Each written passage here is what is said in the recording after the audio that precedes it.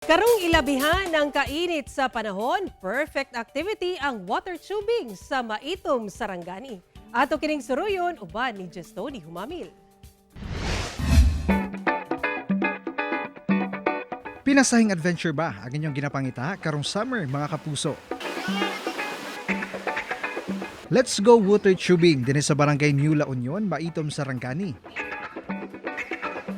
Una mimisabak sa adventure, safety first. Life vest? Check. Helmet? Check. Doon na sa orientation ng mga river guide kanamo ug gitudloan sa saktong pagbalanse. Ang importante po nating gagawin pag nandun na po tayo sa tubig ay yung pagbalance po ng ating katawan.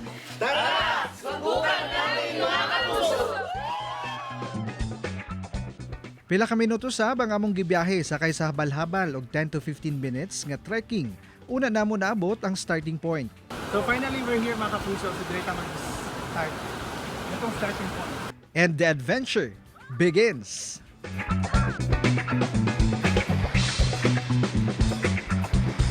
Hands-on ang mga river guide alang sa safety sa mga turista.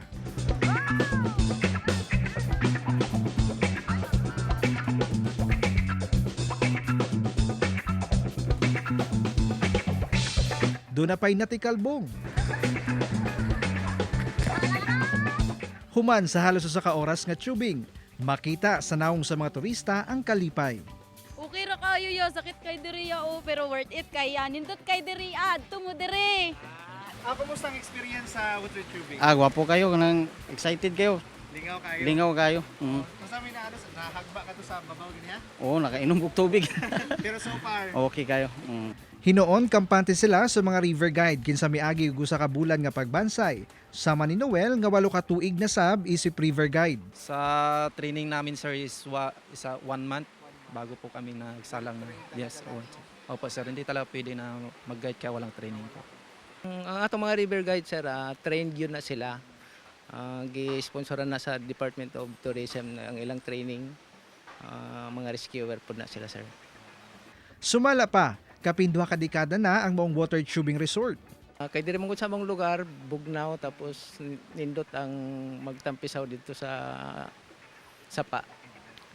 Ang ato ang 2.1 kilometers sir, 300 pesos tapos ang atong 4.6 500 sir.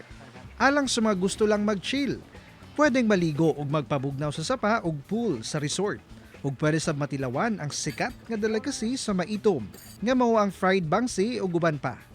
Kauban si Bong Vicencio sa kamera.